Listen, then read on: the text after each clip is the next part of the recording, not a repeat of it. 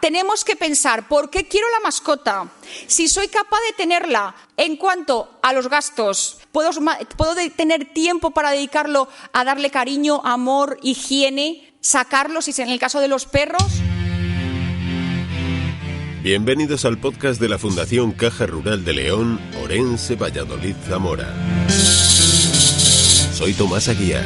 Fruto de la colaboración de la Fundación Caja Rural con el Colegio de Veterinarios de Zamora, se desarrolló dentro de las Jornadas Infosalud de octubre de 2019 la charla de la veterinaria Elena Laguno, que se refirió a la tenencia y responsabilidad de animales.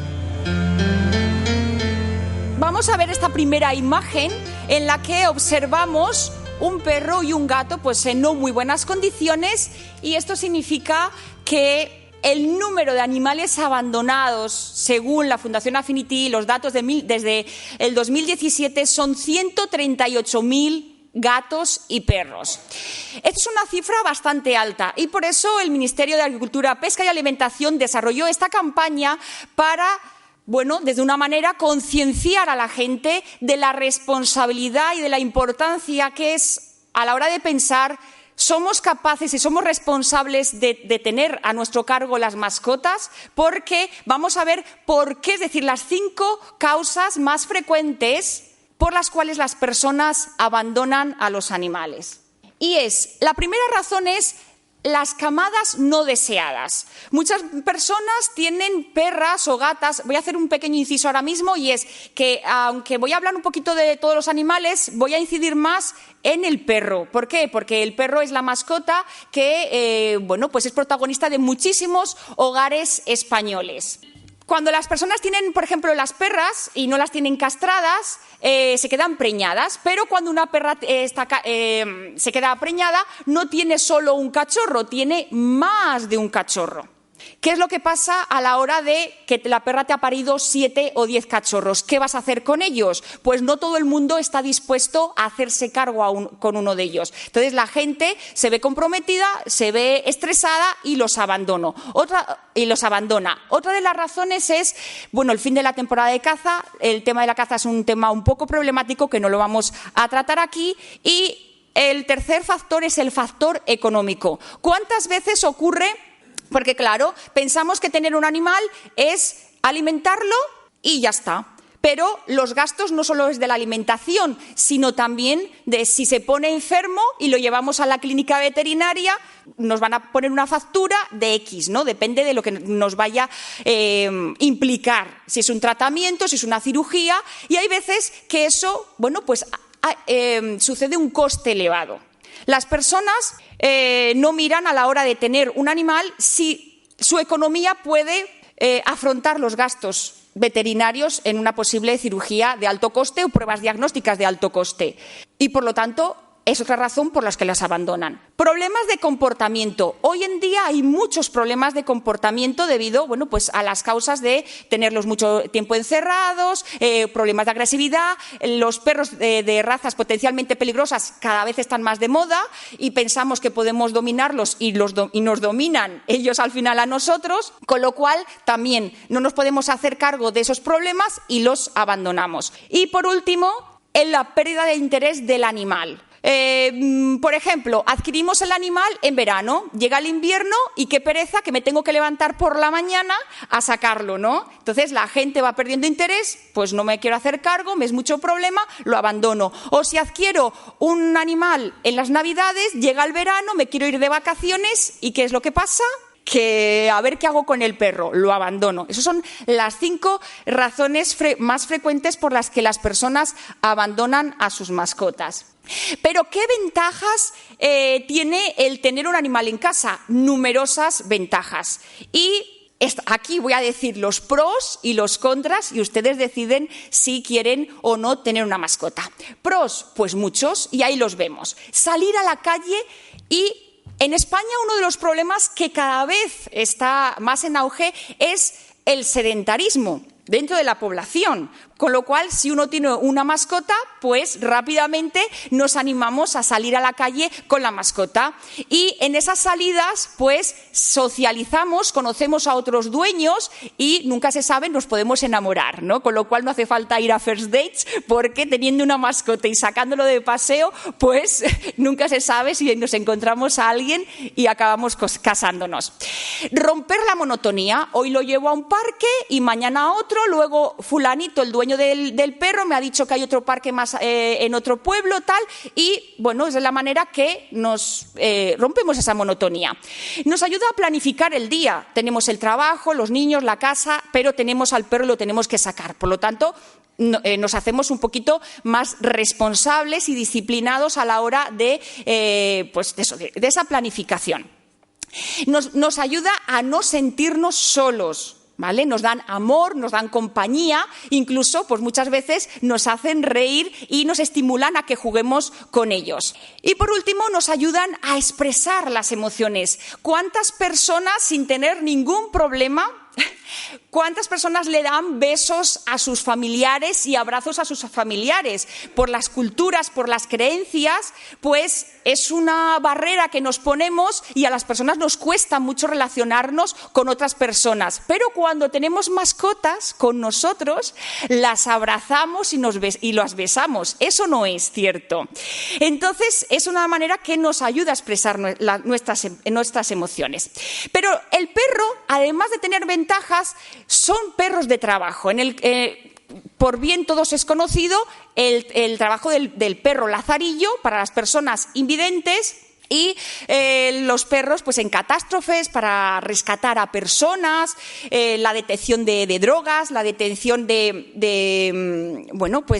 explosivos, ¿verdad? Y aquí vemos una imagen en la que reducen el dolor, ¿vale? En enfermedades crónicas, en donde el dolor es manifiesto, se ha demostrado científicamente que el dolor se reduce cuando se toca a un animal, cuando el animal interacciona con nosotros. No solo para reducir el dolor, sino también se utiliza, por ejemplo, en niños autistas o en personas que tienen patologías y les cuesta mucho relacionarse con otras personas, y es de la manera que ellos se ven motivados por la presencia de estos animales. Fijaos también que hay perros que están entrenados para detectar una serie de enfermedades. Son inclusive capaces de diagnosticar cáncer, por ejemplo, cáncer de mama. No todos los tipos de cáncer, pero sí que algunos tipos de cáncer. También la diabetes, y no solo los perros, sino también los gatos. ¿Y esto cómo funciona? Porque cuando hay una bajada de azúcar en la sangre, en la respiración, pues hay un metabolito que se llama isopreno y los gatos y los perros detectan este metabolito. Y por eso ayudan al enfermo de diabetes a detectar ese pico que desciende de azúcar y le avisan para que puedan tomar la medicación. En infecciones de orina, en epilepsia, vamos a imaginar que tenemos un niño que tiene epilepsia. El perro, mucho antes de que le den los ataques de epilepsia, va a detectar que le van a dar esos ataques y procura que el niño se aleje de escaleras, o va a buscar un cojín para que en el caso de que caiga, pues el cuerpo pueda caer sobre un cojín y no se haga daño, etcétera. Para migrañas, 1 o 2 horas antes de que se produzca esa migraña, también el perro puede detectar y avisar a la persona para que comience a tomar su medicación. Pueden detectar estrés y miedo. Pero, ¿qué requisitos se necesitan para tener una mascota? Los primeros requisitos es estar capacitados física y psicológicamente. Eso quiere decir responsable, y responsable es ser consecuente con las acciones que vamos a conllevar con esa mascota. Por otro lado, tener tiempo y dinero, fundamental. ¿Por qué quieres tener una mascota? ¿Cuáles son las razones principales si nosotros preguntamos a las personas, decir, ¿por qué quieres tener una mascota? Y una de las razones es porque en la infancia no la pudimos tener. ¿Cuántos padres, cuántas madres les han dicho no a sus hijos cuando sus hijos han deseado tener un perro o un gato o un hámster o una cobaya? Muchas veces. Entonces estos niños cuando crecen dicen, bueno, ahora que tengo trabajo, ahora que soy independiente y ahora que ya no vivo con mis padres, padres, ahora sí que puedo lanzarme y tener una mascota. Otra de las razones es por conciencia. Muchas veces en la televisión y en la radio tenemos anuncios de que es bueno adoptar y, bueno, la gente dice, ¿por qué no voy a adoptar? Pues adopto, ¿verdad? Porque nuestro hijo nos lo pide, sobre todo cara a las Navidades, ¿no? Es decir, le preguntamos a nuestros hijos, ¿y tú qué quieres para Papá Noel o para los Reyes Magos? Y rápidamente escriben en la carta, pues quiero un perro o quiero un gato o, bueno, pues una de las múltiples mascotas que están hoy en día de moda. Por hacernos compañía. Las estadísticas en España, no solo en España, sino en los países desarrollados, las familias monoparentales crecen cada día más.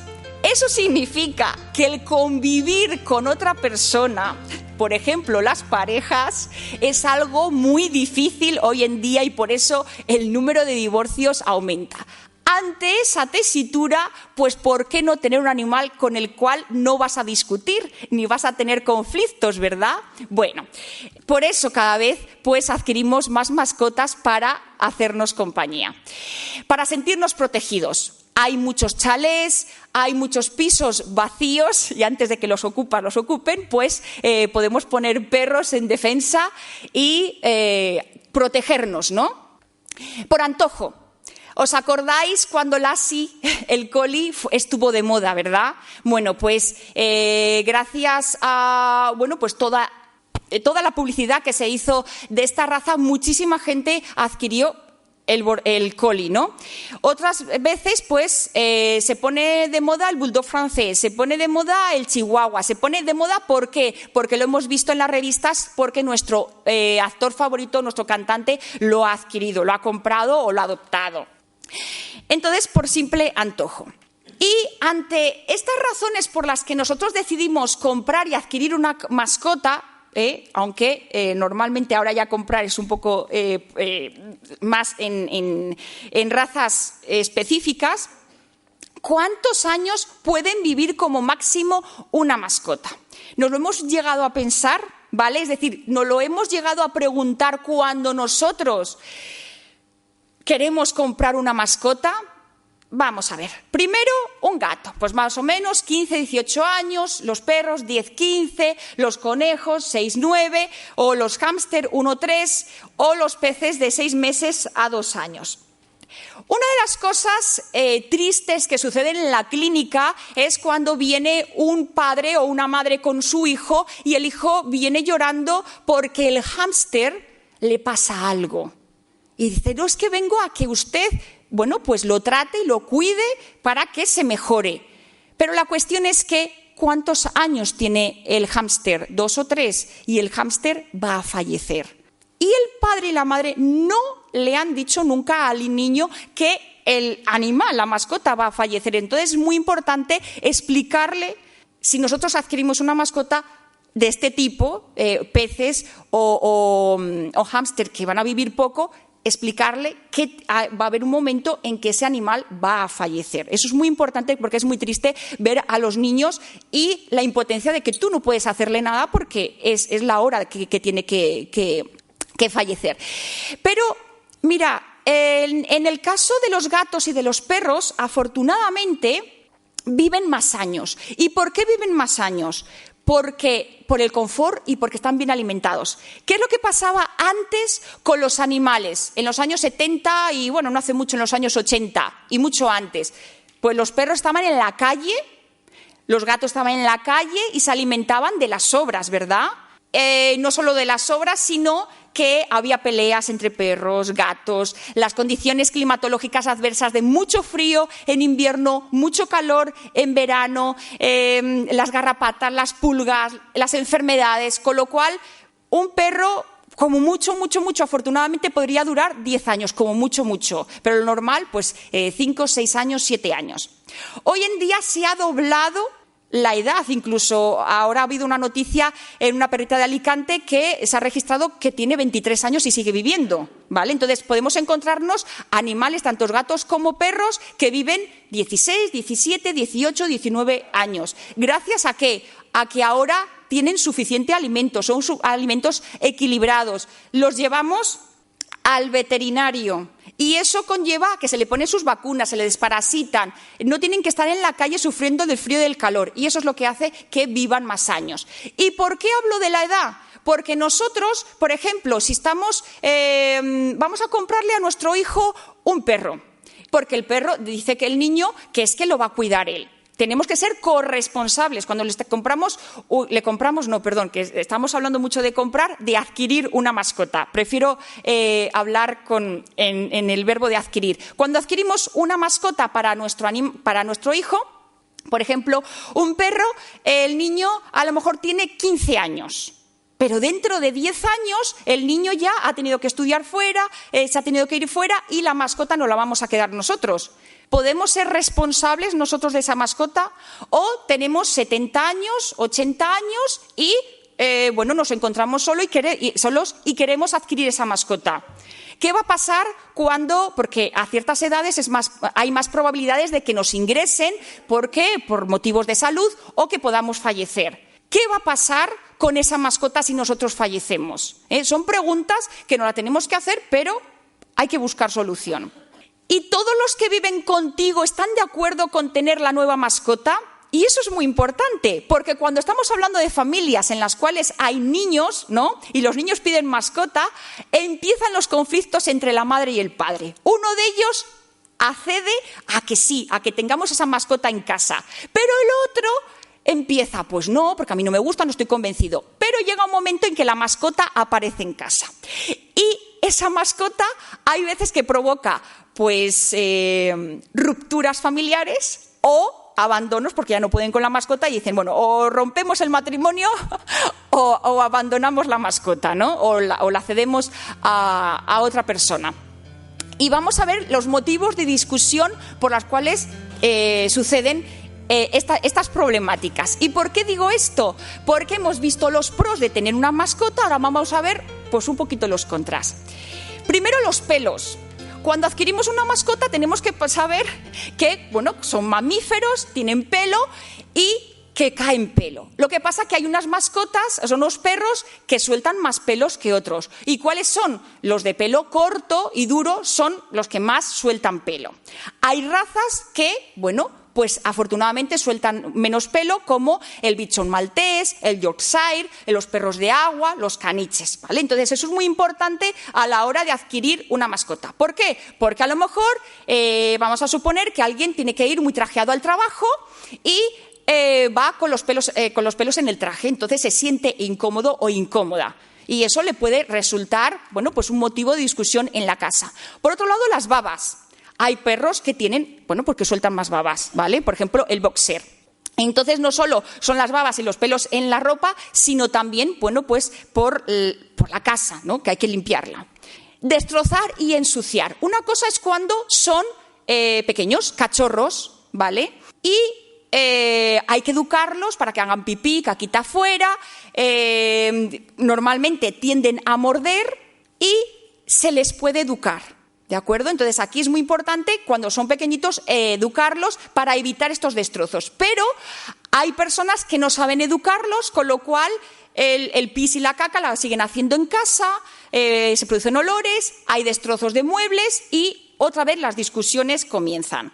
Que manchen. Cuando llueve, y sobre todo estos días, es normal que lleguen a casa y ensucien. Lo mismo pasa, que el olor de los perros mojados también, el olor es muy fuerte. Y sobre todo es muy importante tener una toalla a la entrada de casa, para secar, sobre todo las partes interdigitales y evitar, dermatitis por hongos y bacterias en esa zona. El que besen. Hay gente que le encanta que le besen y hay otra gente que le disgusta. Y eso también puede llegar a ser un problema. La alergia. Este es otro tema. Entonces, ¿esto implica que una persona que sea alérgica no puede tener a un perro? Sí, ¿vale? ¿Esto implica que una persona que no sea alérgica no va a ser en toda su vida? No, en un momento dado puede ser no alérgico y en un momento dado, a partir de ahí, puedes tener alergia. ¿Por eso tienes que abandonar a tu mascota? No es necesario. ¿Vale? ¿Por qué? Porque hay productos químicos que se le pueden dar en el pelaje del perro y reduce los alérgenos. Pero normalmente los alérgenos no residen en la parte del pelo, sino también en la orina y en la saliva. son en los lugares estos de la orina y la saliva los que más alérgenos manifiestan y producen ese tipo de alergias. En personas que la alergia es muy manifiesta, son muy sensibles, se puede tratar con inmunoterapia, es decir, vacunas específicas. Y eso es lo que hace que el animal pueda seguir viviendo en casa. Que salten sobre nosotros. No se aconseja que salten sobre nosotros, ¿vale? Se recomienda que se eduquen desde chiquitines para evitar saltar. Las razones, no es lo mismo un perro chiquitito, un chihuahua, que salte sobre nosotros que un perro grande. Si nosotros, por ejemplo, nos hemos roto una pierna y salta sobre nosotros, pues a lo mejor es capaz de rompernos la otra pierna o saltar sobre un niño y tirarlo, saltar sobre una persona mayor. Tema muy controvertido, el tema del celo. ¿Y qué pasa aquí? Están las personas que consideran que moralmente no está bien castrar a los animales. Y ahora voy a explicar brevemente qué significa castrar, la diferencia entre castrar y esterilizar. Castrar es extirpar quirúrgicamente las gónadas sexuales. En el macho estamos hablando de los testículos y en la hembra estamos hablando de los ovarios, aunque normalmente se retiran, se extirpan en las hembras tanto los ovarios como los cuernos uterinos. Digo cuernos uterinos porque en la perra y en la gata no hay útero como en la yegua o en la mujer, ¿no? Sino son cuernos. ¿Por qué? Porque cuando la perra o la gata se queda preñada no lo hace de un solo feto, lo hacen de más. Por lo tanto, se van a colocar en los distintos cuernos uterinos y por eso hablamos de la extirpación de los cuernos uterinos. Eso es la castración, pero la esterilización puede ser de dos maneras, quirúrgica o química. La quirúrgica se ligan las trompas de falopio en el caso de las hembras y en los machos los conductos deferentes o conductos espermáticos. La química, pues las famosas pastillas que se le pueden dar a las perras y a las gatas, que muchas veces conllevan a efectos secundarios no deseables, ¿vale? Y por otro lado, la esterilización química en los machos, implantes que se ponen en los machos y durante 6 meses quedan estériles y tenemos la opción de que vuelvan a ser fértiles o seguir con los implantes. ¿Por qué se recomienda castrar? Hay casos en los que no se recomienda castrar. ¿Y en cuáles? Y eso ahí el papel del veterinario es fundamental. En la imagen en los casos cuando el perro tiene problemas de ansiedad, de miedos, de estrés, son perros muy, muy, muy sensibles a los miedos, al estrés y por otro lado agresivos. Entonces en estos casos hay veces que el castrar se acentúa esa agresividad y en esos casos no se suele recomendar la castración. En el resto sí. ¿Para qué? Beneficios de castrar hembras. Evitamos tumores mamarios, evitamos piómetras, que son las infecciones de los cuernos uterinos. El que manchen, porque la hembra, la mona y la perra, pues cuando tienen la menstruación, ¿no?, el periodo, pues manchan, mientras que, por ejemplo, en otros animales no hay manchado, sanguinolento me estoy refiriendo. Y también en los machos, cuando nosotros los castramos, evitamos prostatitis, tumores, etc. Es decir, hay muchos beneficios que implican cuando se castran. ¿Y qué pasa con las peleas? Hay peleas jerárquicas de que se establece la jerarquía entre las hembras y entre los machos. En esas peleas hay perros que fallecen o hay perros que quedan gravemente heridos, cuando se puede evitar castrándolos. En el caso de los machos, que es algo más típico que las hembras, es penoso y es lamentable que uno vaya caminando tranquilamente con su perro y venga otro perro y los dueños no sean capaces de controlarlos y te maten al perro o te lo dejen gravemente herido. O mismamente en la isla de los perros, también cuando se llevan los perros sueltos, también se puede producir esta serie de casos y es lamentable pudiéndolo solucionar de esta manera tan rápida y tan cómoda. Mitos. No hace falta esperar al primer celo de la perra porque se puede castrar perfectamente. ¿Cuándo se recomienda castrar? Más o menos entre 5 y 6 meses, tanto en perras, en gatas, ¿no? Para evitar que, por ejemplo, en los gatos, en los machos, para evitar que aprendan a marcar. Una vez que aprenden, por mucho que castres, pues bueno, pues muchas veces pueden otra vez, como han aprendido esa conducta de marcaje, pues siguen marcando a pesar de la castración. O bueno, montan muñecos, etcétera. Entonces, a priori se recomienda castrar, ¿vale? Para evitar todos estos problemas. Problemas con los perros potencialmente peligrosos que tan de moda están hoy en día y que el número de animales, estamos hablando en Castilla y León, casi de 11.000 perros de animales de perros potencialmente peligrosos, y cada vez aumenta más el número, y León es la provincia que más número de perros potencialmente peligrosos tiene. Para tenerlos se necesita una licencia, se necesitan muchas cosas y hay que ser muy consciente de ¿puedo tenerlo o no puedo tenerlo? La fuerza y el no poder dominarlo. No hace falta que el perro sea muy grande. Si es muy grande, obviamente va a ejercer mucha fuerza, pero hay perros que tienen solo 10 o 15 kilos y tiran de nosotros que parecemos que vamos en un esquí acuático, ¿no? Con lo cual pueden producir dislocaciones, caídas, y por eso es muy importante saber dominarlo, poderlo dominar. Ladridos molestos. ¿Cuántas veces aparecen problemas en el vecindario con los vecinos porque el perro ladra? Y son unos ladridos molestos. El vecino del quinto que está estudiando oposiciones y no deja concentrarse. La vecina del segundo que acaba de parir y necesita dormir al bebé y no puede dormirlo porque el perro del primero no hace más que ladrar porque el dueño se ha ido a trabajar y pasa muchas horas trabajando fuera de casa. Bien, pero todas estas cosas se pueden solucionar y voy a destacar el papel del etólogo veterinario y voy a explicar la diferencia entre etólogo, entre adiestrador y educador canino, porque hay problemas a la hora de estas acepciones, ¿no? de saber distinguirlas.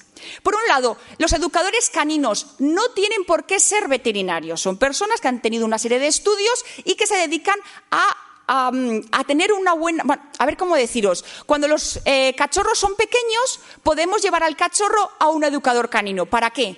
Para que nos enseñe tanto al dueño como al perro a caminar junto a nosotros. Por lo tanto, evitamos el que nos vayan arrastrando, para que haga caca o pis, bueno, pues fuera de casa, para evitar que muerda cosas en la casa. Entonces, el educador canino es muy importante en esa etapa, cuando son jovencitos, porque es donde tienen que aprender las reglas normales y corrientes de la convivencia, ¿no?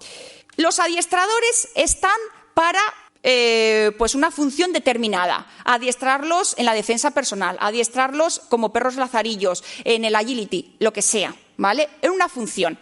Y nos quedamos con el etólogo veterinario, que hasta ahora muy pocas personas han oído la palabra etólogo, pero el etólogo tiene que ser un veterinario. ¿Y por qué? ¿Y para qué sirve? Por ejemplo, cada vez tenemos problemas, y voy a adelantar una diapositiva en la que vemos una amputación en la parte derecha y en la otra, bueno, pues autolesiones. ¿Y esto por qué sucede? Porque hoy en día la gente gasta mucho tiempo, invierte mucho tiempo en el trabajo, y no solo en el trabajo, sino en el trayecto de ida al trabajo y de regreso. Aquí en Zamora, afortunadamente, vivimos en lugares donde o vamos caminando al trabajo o llegamos muy rápido al trabajo, pero en grandes ciudades, que son muchas, invertimos mucho tiempo. Entonces, sacamos al perro por la mañana, 5 minutos, incluso tenemos el pipicán debajo de casa, 5 minutos, como ya por la noche, ya está toda la noche está deseando el perro hacer pipí caca, lo hace súper rápido, 5 minutos, lo subimos para casa. Está no sé cuantísimas horas en casa el perro solo. Volvemos casi por la noche, lo sacamos, el perro ya está deseando hacer pis y caca, lo bajamos al pipicán y de nuevo otros 5 minutos lo tenemos ahí. Con lo cual el perro ha salido al día 10, 15 minutos o 20 minutos. Eso no es saludable para un perro, porque el perro necesita, bueno, pues como cualquier animal, estar en el campo, relacionarse, descargar energía, correr, socializar con otros perros, y eso provoca que el perro comience con ansiedad. Ansiedad por separación, ansiedad en el que empieza a lamerse Y los dueños vienen a la clínica diciendo, no, es que el perro yo creo que tiene un tipo de alergia, y no es alergia, sino es estrés. Incluso hay una de las cosas que podemos verlas algunas veces, que es el que se muerde la cola. Cuando se lamen, sobre todo, bueno, pues en las patas, que es donde más se puede llegar, se puede hasta automutilar, ¿vale? No solo se da el estrés en los perros, se da en los gatos, se da en las aves, y cada vez aumenta el mayor número de casos de estrés. Es triste, pero son reales. ¿Qué podemos hacer cuando el dueño detecta este tipo de problemas? Entonces aquí es donde debemos de localizar un etólogo veterinario. Hay etólogos veterinarios especialistas en felinos, especialistas en aves, especialistas en perros. Contactar con ellos. ¿Y por qué? Porque el veterinario es la persona específica la que va a diferenciar si lo que le está ocurriendo es por una patología. Por ejemplo, la agresividad puede ser derivada de una encefalitis por una infección vírica, o también por un problema de hígado, cosa que un educador canino es imposible que lo sepa porque los estudios no son los adecuados para poderlo saber. Luego, el etólogo veterinario es la función que tiene es hacer unos ejercicios y un trabajo de redirigir la conducta del animal. Y puede ser ayudado por fármacos, y como es veterinario los puede prescribir. Vamos a ver cuáles son los factores indispensables para tener una mascota y recordarlos: el dinero, el tiempo y ser responsables. Es muy importante, ¿vale? ¿Cuál sería mi mascota ideal? Y aquí vamos a hacer rápidamente pues un repaso sobre el perro, el gato, la cobaya, y aquí vamos a hablar de distintos animales. Primero, el perro. El perro normalmente lo adquirimos o porque nos lo han regalado o en los centros de adopción. ¿Y qué necesita tener un perro? Primero, la comida, lo básico, la comida y la bebida. La comida, vamos a ver lo que gasta más o menos un perro. Primero, la alimentación. ¿Cuál es la alimentación? ¿Le estoy dando una alimentación adecuada a mi perro? Y cuando doy las charlas por los colegios, pues dicen los niños, pues el que sale en la televisión es el mejor pienso. El mejor pienso tenemos que verlo no por el que es anunciado, sino porque tenemos que pensar que el perro tiene desarrollados los caninos porque es carnívoro. No es un carnívoro estricto como en el caso de los gatos, porque hay veces que ya, pues si mi perro come melón, si mi perro... Bueno, es un carnívoro no estricto, puede comer algunas otras cosas. Pero el primer ingrediente que debemos de ver en el saco del pienso tiene que ser el primer ingrediente un producto cárnico, donde indica proteínas, no subproducto cárnico, ¿vale? Ni tampoco cereales, que eso... Si ustedes tienen mascotas en casa, sobre todo perros, y van al saco y lo miran, pues comprueben el primer ingrediente, que es el de mayor proporción. La comida para cachorro suele ser más cara que la de adulto. ¿Por qué? Porque cuando un cachorro deja de ser cachorro y se convierte en adulto, cuando tiene 1 año de edad, más o menos, ¿vale? ¿Y por qué ocurre esto? Porque más o menos a esa edad del año ya puede, bueno, pues aparearse y reproducirse. Y también porque en ese año ha alcanzado más o menos su conformación, ¿no?, de cuerpo de un adulto. Cierto es que en las razas pequeñas, adquieren esa conformación ya de adulto muchísimo antes que, por ejemplo, en los mastines, que pueden tardar hasta 15 meses o más de 15 meses, más de 1 año. ¿Cuándo tienen el primer celo? Pues depende, ¿vale? Estamos hablando que eso varía, en razas más pequeñas vienen antes, las hembras pueden tener 6 a 7 meses el primer celo, mientras que en razas más grandes tardan mucho más. Pero es muy importante que si el perro es un cachorro, comprarle pienso de cachorro, porque tiene mucha proteína y la necesita para desarrollarse. ¿Diferencia entre pienso seco y pienso húmedo? Pues que el pienso húmedo obviamente tiene más agua, tiene más proporción de humedad, y eso al interaccionar con el aire, con el oxígeno, se puede oxidar. Por lo tanto, se va a conservar menos y es más cómodo pues el pienso seco, es más barato. Y vamos a hablar también de las famosas dietas BARF. Yo no voy a entrar en que si es mejor o es peor, solo que la gente sepa que hay otros métodos de alimentar tanto a perros y gatos. ¿Y en qué consisten estas dietas? Pues son alimentos crudos, ¿vale? Ahí pone alimentos crudos biológicamente apropiados. Son carne, es decir, productos que se los vamos a dar crudos o que los hemos pasado ligeramente a la plancha o hervido un pelín, pero son crudos. Porque, hay una serie de personas que consideran que es mejor que vuelvan a la alimentación de hace muchísimos años. Hay empresas que se dedican a enviarte este tipo de comida ya preparada según las necesidades del perro y del gato y durar más o menos como 7 días en la nevera y lo vas sacando del congelador, se descongela y bueno, se calienta un poquito o no se calienta o se deja ahí descongelar y se come. Antes de que se me olvide, también hay otro tipo de empresas que se dedican a vender comida cocinada. Este caso es cocinada, no es la dieta BARF, es dieta cocinada. ¿Y por qué? Por el motivo que muchos casos, y cada vez hay más, de perros y gatos que tienen alergia al gluten, alergia alergia, por ejemplo, a la soja, alergia a la patata, alergia a un montón de cosas. Y es difícil encontrar un pienso que sea libre de estas sustancias. Entonces, hay empresas que nos facilitan ya comidas preparadas y cocinadas. Accesorios para los perros. Podemos tener, y comprar un montón de accesorios para los perros, ¿vale? Un montón. Pero si nosotros viajamos con ellos, es muy importante el tenerlos, atados correctamente, porque en el momento que se frena pueden ser lanzados sobre el cristal delantero y morir, ¿no?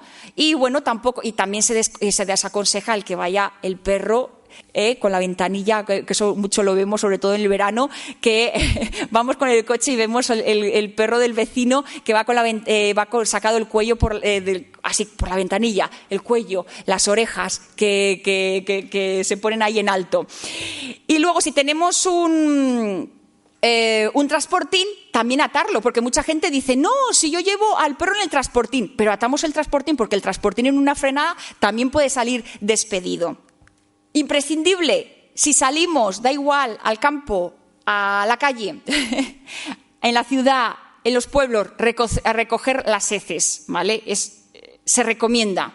Peinar. Al igual que nosotros nos peinamos, también ellos se tienen que peinar. Y da igual que sea de pelo corto o de pelo largo. De pelo largo hay que peinar con más a diario, ¿no? Y con más intensidad. ¿Y por qué? Porque en el pelo se enreda, ¿vale? Si no se peina, se enreda y es un lugar específico ideal para que las pulgas crezcan, se refugien y las garrapatas. El veterinario. Tener en cuenta que un veterinario tiene derecho a cobrar por la consulta, porque hemos estudiado, nos seguimos formando día a día. Por lo tanto, cuando nosotros llevamos el perro a la consulta, pues por supuesto que el veterinario nos va a cobrar la consulta, además del tratamiento, ¿vale? Que no nos quedemos diciendo, ¡hola, que me ha cobrado! Bueno, pues es normal que cobren, ¿vale? Y encima, somos personas preparadas para poder curar y diagnosticar a los animales adecuadamente, y eso ha llevado implícito un gran trabajo y por ello es normal que cobremos. ¿Qué cosas son obligatorias? Pues identificar al animal, y para ello se da también un pasaporte. Lo que se llamaba antes la cartilla, ahora es un pasaporte con el que podemos viajar con el animal por los distintos países, con distintos apartados, y el microchip. Todos los animales, por legislación, tienen que estar identificados máximo a los 3 meses de vida. ¿Y el microchip qué es? Pues una cosita pequeñita. Tanto es así que he puesto la imagen como de un granito de arroz. Pues es un poquito más grande que un granito de arroz. Se pone en la parte izquierda del cuello y solo se pone una vez para toda la vida. Cuando el perro se extravía, Seprona, la policía municipal o un veterinario, una clínica veterinaria, le pasa el lector, que es el aparato que vemos ahí, y aparecen los datos del dueño. Se llama por teléfono y lo viene a recoger. En Castilla y León además de poner el microchip en el cuello, se da una tarjetita, y esa tarjetita debemos de llevarla siempre con nosotros cuando estemos con el animal, que es la tarjeta que permite identificar que ese perro nos pertenece a nosotros. Aparte, bueno, que si le pasan el lector, por supuesto, va a quedar demostrado que está identificado también el perro. Desparasitar. Hay que diferenciar dos tipos de desparasitaciones: la desparasitación interna y la desparasitación externa. Desparasitación interna. Obligatorio en Castilla y León, por legislación, mínimo 2 veces al año hay que desparasitar. Y eso significa que en la cartilla, en el pasaporte, va a haber un apartado donde pone tratamiento contra Echinococcus. ¿Y qué es Echinococcus? Pues lo que se llama el quiste hidatídico, ¿vale? Es decir, si nosotros hablamos de quiste hidatídico, a lo mejor pues nos es más familiar que Echinococcus, ¿no? Entonces, nosotros recomendamos los veterinarios 3 veces, o sea, mínimo cada 3 meses desparasitar, pero por legislación mínimo 2 veces tiene que aparecer en la cartilla firmado y sellado, ¿de acuerdo? Los parásitos, desparasitación. ¿Por qué es importante la desparasitación? Vamos a imaginar que un perro está parasitado y esos parásitos van a aparecer en las heces y el perro defeca en el campo y el dueño no recoge la caca. Y viene la lluvia y con la lluvia, bueno, pues deshace la caca y nosotros no vemos las heces. Pero los huevecitos que no se pueden ver a simple vista quedan adheridos a la hierba y otro animal coge, porque hemos visto que los perros hay veces que comen hierba, ¿no? Pues vamos a ver que ese animal come esa hierba junto con esos huevecitos que no se ven a simple vista. Esos huevecitos son ingeridos, pasan hacia el estómago y del estómago al intestino. Cuando el animal come, los huevecitos también empiezan a alimentarse y empiezan a desarrollar, es decir, se convierten de huevos a larvas y lo que se denomina vulgarmente lombrices. Esas lombrices se siguen alimentando, por eso los perros parasitados están más delgados, porque los parásitos también comen parte del alimento que ingiere el animal. Los parásitos se aparean y en ese apareamiento vuelven otra vez a producirse huevecitos. Y esos huevecitos van a salir por las heces. Pero los perros se relacionan unos con otros. ¿Y cómo se relacionan? Se huelen. ¿Y dónde se huelen? En la parte del ano, porque en el ano hay unas glándulas anales que producen unas feromonas y son las que atraen a otros machos o a otras hembras para identificar. Son como el DNI de cada animal. Ahí están los huevecitos. Entonces el otro perro se acerca y ya los huevecitos pasan a la nariz. Y el perro que tiene los huevecitos en la nariz hace así y ya se quedan en el pelo. Y nosotros, que queremos mucho a nuestro animal, acariciamos al perro. Y cuando vamos a comer no nos lavamos las manos, con lo cual esos huevecitos los introducimos y los ingerimos. Y ahí comienza el ciclo, pero en nosotros, y se desarrolla, por ejemplo, lo que es el quiste hidatídico, que puede conllevar al fallecimiento de las personas. ¿De acuerdo? En el cerebro, en el hígado, en diversos lugares. Por eso es muy importante desparasitar a nuestras mascotas cada 3 meses, obligatoriamente en Castilla y León cada 2 meses y en los perros pastores cada mes y medio.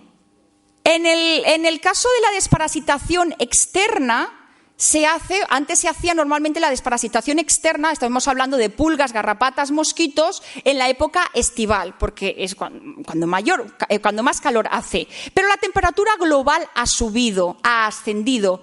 Y no solo eso, sino que la mayoría de los animales viven en nuestras casas, que tienen calefacción en el invierno.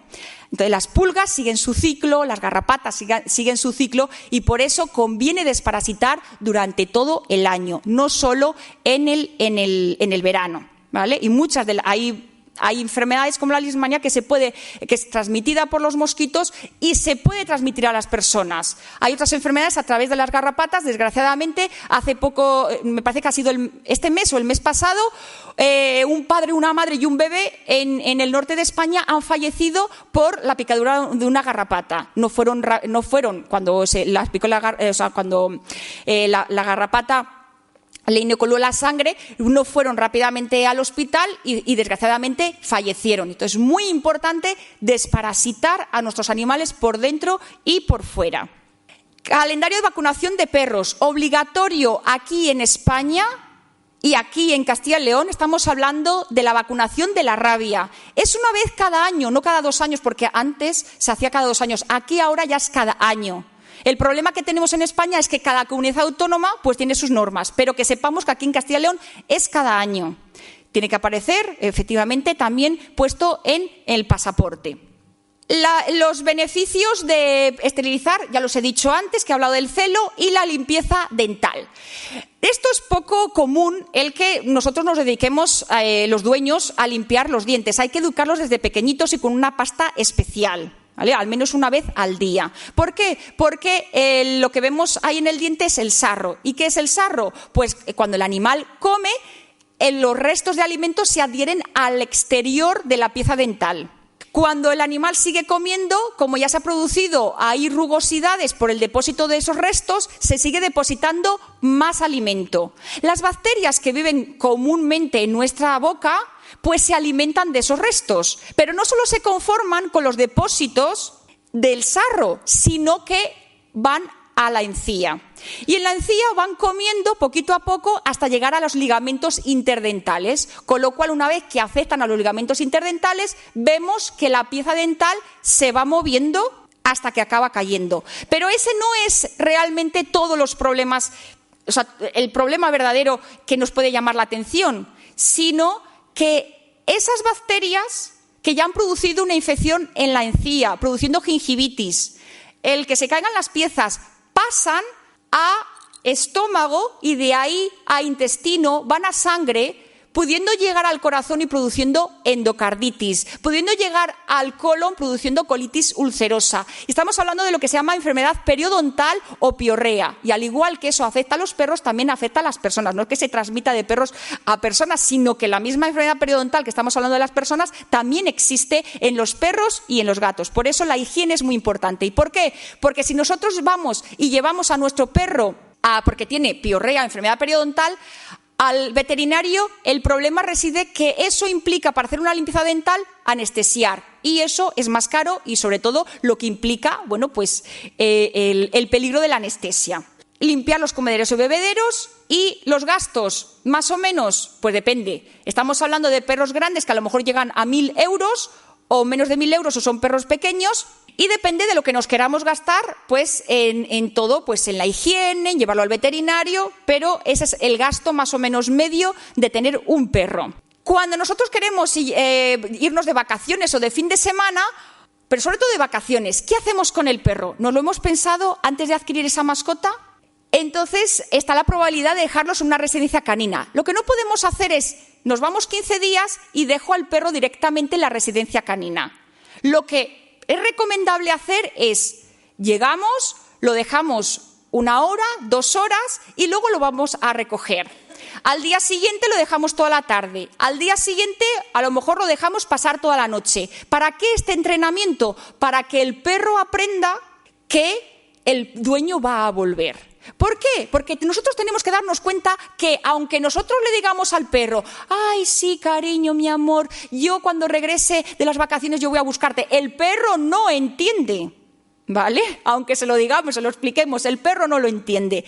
Por eso es muy bueno hacer este entrenamiento, para que el perro no tenga ese estrés y ese sentimiento de abandono. Pero hay otra opción si nosotros queremos llevarnos a nuestra mascota, bueno, pues de vacaciones, ¿no? Y es lo que se llama pet friendly. Nosotros introducimos en internet pet friendly y pet friendly hoteles, pet friendly playas, restaurantes, y a esos lugares son los que admiten perros, mascotas. Recuerdo que la responsabilidad para tener un perro es muy importante, el recoger las heces, porque cada vez pues es muy incómodo ir por la calle, pisarlas, y sobre todo porque si hay animales que no están desparasitados, a través de las heces se pueden pues contagiar, ¿no? Infectar.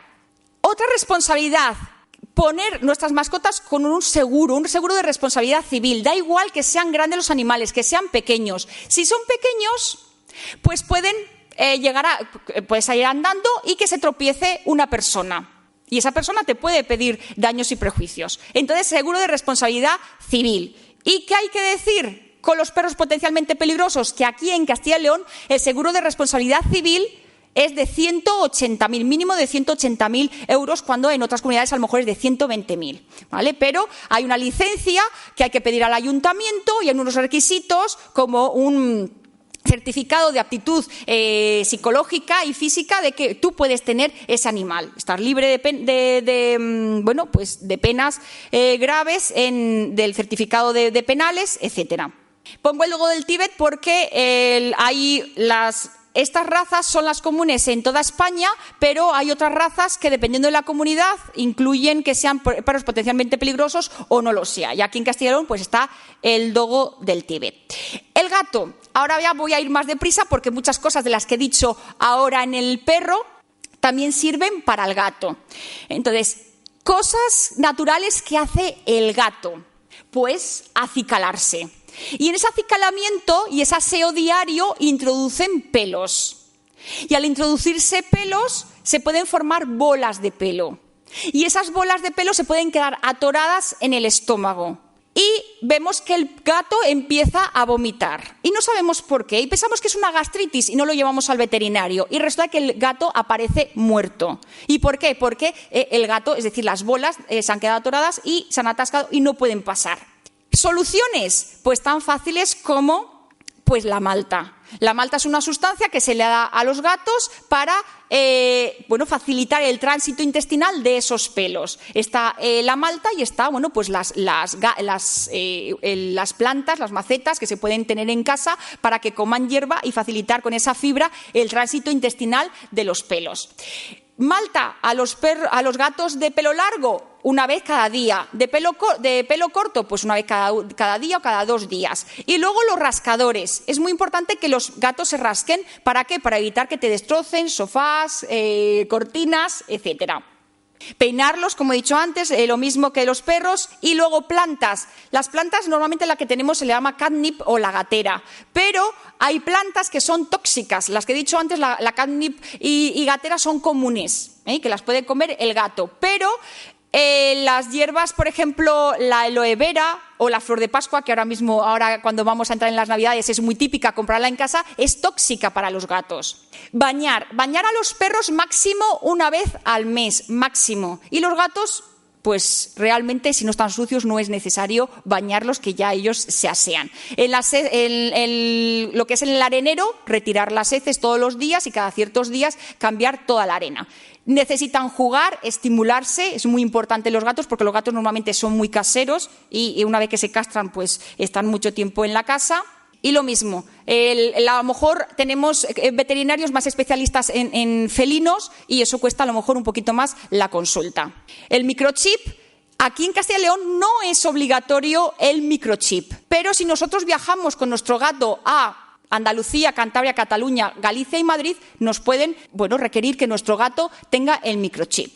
Y no digo nada si salimos a Portugal o a otro país, por supuesto que necesitan el microchip. Desparasitar, lo mismo, igual que se recomienda para los perros, cada 3 meses, para disparasitación externa todo el año, esto es lo mismo, pero en cambio aquí el gato no hay ninguna obligación. En el perro sí que había obligación, pero aquí no hay ninguna obligación. La limpieza dental, la esterilización o castración, y también saber que hay residencias felinas si nos queremos ir de vacaciones. Voy a hablar rápidamente sobre la cobaya, sobre el conejo y sobre el hámster. Entonces, esto, aunque luego tenga aquí imágenes, voy a hacer aquí un resumen breve.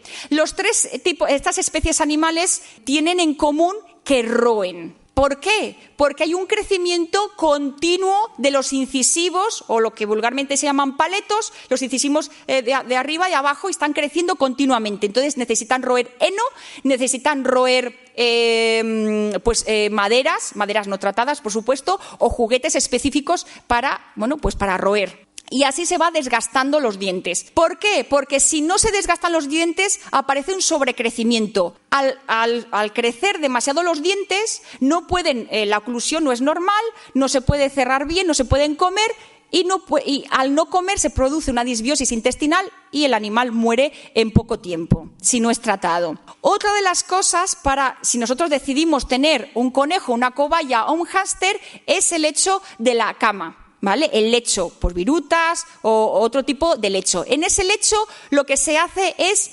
retirar siempre todos los días la parte húmeda. ¿Por qué? Porque si no se producen heridas en las patas, lo que se llama pododermatitis, y si no se tratan puede también conllevar al fallecimiento del animal. Cobaya y conejo son animales diurnos, más o menos duran 6, 8, 9 años, 10, y el caso del hámster es nocturno, es decir, la vida la hace de noche, por lo tanto hay que dejarles permitir que vivan de noche y que duerman de día. Alimentación, toda la alimentación tiene que estar, es decir, hay el heno, el pienso y unas verduras y frutas. Pero en internet hay una lista de alimentos que no pueden comer las cobayas o no pueden comer los conejos o no pueden comer los hámster. Las cobayas conviene pesarlas, si pesan demasiado hay que llevarlo al veterinario o si bajan de peso lo mismo. Y esta es no sé si ven, el sobrecrecimiento dental. Y en la siguiente, la pododermatitis de la que estaba hablando antes. Se recomienda cortar las uñas, que lo haga también el veterinario, porque hay veces que sobre todo los conejos se ponen muy nerviosos. Y los hámster necesitan muchos juguetes. Y nos pasamos, el conejo, que se puede sacar de paseo inclusive, peinarlo se recomienda también. Y hay otro sobrecrecimiento dental. Y el canario. He puesto canario porque realmente hay un montón de aves y el canario es un clásico, ¿no? en las casas. El canario necesita pues pocos requerimientos, sobre todo en las hembras la jibia de calcio, porque en la puesta pues se pierde mucho calcio, el pienso, barritas, etcétera. Es sencillo y es importante limpiar a menudo el canario. Se estresan mucho al cortar las uñas y no es el primero que el dueño lo ha querido cortar en casa y se le ha quedado muerto el canario en la mano. Tortugas de agua y tortugas de tierra. Las tortugas de agua y tortugas de tierra son reptiles y eso significa que no generan calor por ellas mismas, sino que son reptiles y necesitan el calor del sol. ¿Y por qué? Porque tienen que metabolizar para producir, necesitan mucho calcio para el crecimiento del caparazón, para la formación de los huesos. El sol es muy importante que dé luz directa, no a través de ventana, y si no tenemos suficiente sol podemos comprar pues las lámparas ultravioletas que facilitan esos rayos ultravioletas y un aporte extra de calcio, pues con barritas de calcio o pues polvos de calcio. Es decir, hay muchas cosas que que están en los comercios de aportes de calcio. ¿Y por qué digo esto? Porque es triste cuando estás en la clínica y te llega el dueño que te dice, es que la tortuga apenas camina. Y le vas a hacer una radiografía y apenas hay huesos. ¿Y cómo decimos? ¿Y cómo es posible que no haya huesos? Porque no ha habido un aporte suficiente de calcio, no ha habido la radiación ultravioleta y el caparazón tiene que seguir creciendo, ¿vale? Entonces, por eso es muy importante saber que si nosotros tenemos tortugas, tenemos que tenerle un aporte de calcio y la radiación ultravioleta. Cambiarle el agua regularmente, porque defecan en el agua, sobre todo las tortugas de agua, y a través de las heces nos pueden transmitir salmonela. Por eso hay que lavarse bien las manos y limpiar el caparazón. Alimentar a las tortugas, si son de agua, ponerle las bolitas o lo que se le dé de pienso, ponérselo en el agua para que les sea más fácil y no se atraganten. Lo que hablamos de los ganmarus lo tengo ahí porque esos son premios, eso no es comida y nutrientes para las tortugas, ¿vale? Hay que comprarle comida. Los ganmarus son solo premios. Estos son las lámparas ultravioletas, las piezas de calcio y los peces. Peces hay de agua fría y de agua caliente. Los peces normalmente enferman por dos razones: o porque la calidad del agua no es buena, o porque la temperatura del agua no es buena, y también porque nos sobrepasamos en darles de comer. Entonces, ¿cómo podemos hacer? Primero, en los acuarios tenemos filtros para la depuración del propio agua, termostatos, ¿vale? Esos son de agua caliente, y la comida. ¿Cuántas veces tenemos peces y le damos de comer? Y entonces decimos, ostras, pues parece que se queda con hambre el propio pez y le seguimos dando de comer. Al día siguiente el pez aparece muerto. Los peces no tienen ese control de saciedad como tenemos otros animales. Entonces, por eso es muy importante leer las especificaciones del propio fabricante y en esas especificaciones cumplirlas, ¿vale? Porque si no, acabamos con los peces o tienen estreñimiento y no pueden defecar y empiezan a flotar boca arriba, etcétera. Para resumir para resumir, ¿eres responsable para tener una mascota? Tenemos que pensar, ¿por qué quiero la mascota? Si soy capaz de tenerla en cuanto a los gastos, ¿vale? Es decir, yo gano una nómina, de eso tengo que restar todos los gastos que tengo comunes y de lo que me sobra puedo hacer frente a todo el mantenimiento del animal. Si lo tengo que llevar al veterinario, puedo hacer frente a esos gastos extras. Puedo tener tiempo para dedicarlo a darle cariño, amor, higiene, sacarlo, si es en el caso de los perros. Entonces, tiempo, dinero y ser responsables. Así que muchísimas gracias por atenderme, por estar aquí. Espero que hayan aprendido y si están pensando en adquirir una mascota, bueno, pues ahora es la toma de decisión, si sí o si no, ¿vale? Muchísimas gracias. Gracias a ustedes.